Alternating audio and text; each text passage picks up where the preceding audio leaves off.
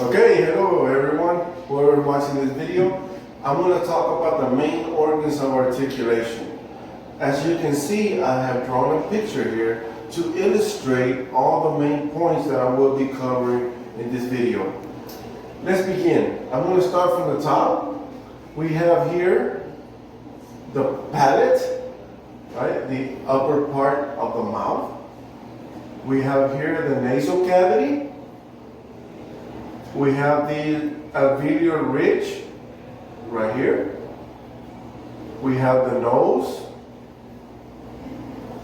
We have the lips here. We have the teeth. We have the tongue tip right here. We have the tongue blade, which is like right there at the bottom. Next we go to the glottis, which is down here in this area. Right here on the side, what we have here is the larynx. This is the voice box, where our voice comes from, the larynx. Here we have what are called vocal folds. So as they fold, as sound moves and airflow, they close, they open on the vocal folds. We have the epiglottis, which is a little bit superior of the glottis. We have the pharyngeal cavity, this area right here. We have the tongue back, the back of the tongue. We have here on the top part, in this area, we have the uvula. And finally, we have what is called the velum, the top part on the back of the mouth, the upper part. And that concludes all the main organs of articulation. Thank you.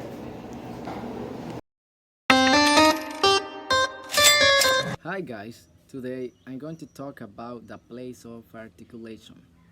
The first one is bilabial. The articulator are the two lips.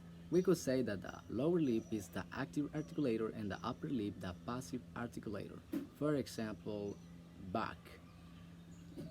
Now, labiodental. The lower lip is the active articulator and the upper tip are the passive articulator. For example, head. Now, dental. Dental sound involve the upper teeth as the passive articulator. The active articulator may be either the tongue tip. For example, da. Next one is alveolar. Alveolar sound involve the alveolar ridge as the passive articulator. The active articulator may be either the tongue tip. For example, no. Pasalveolar. Pasalveolar sound involve the area just behind alveolar ridge as the passive articulator. The active articulator may be either the tongue blade. For example, vision. Now, palatal. Palatal, the active articulator is the tongue body and the passive articulator is the hard palate. For example, yes. Now, velar. The active articulator is the tongue body and the passive articulator is the soft palate. For example, going.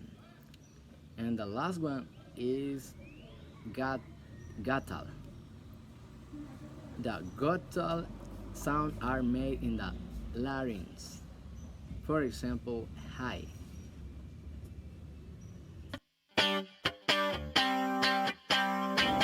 Hello, I will talk about manners of articulation.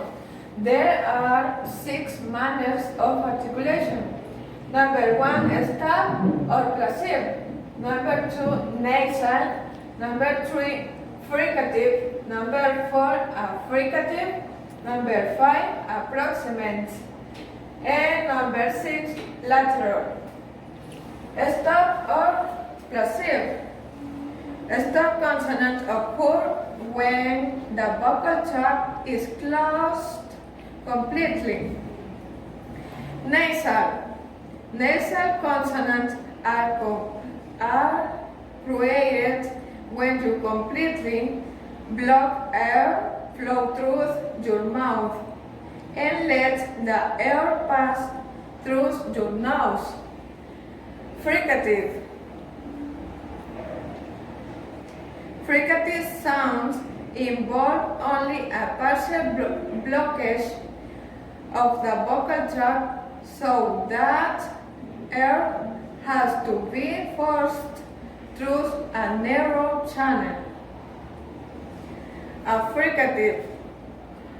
Affricative consonant start as stop sounds with air building up behind an articulator. Approximate. Approximate are when two articulators when close together but not quite close enough to create air turbulence. And lateral. Lateral consonants are when the tongue blocks the middle of your mouth so the air has to pass around the side. Thank you so much.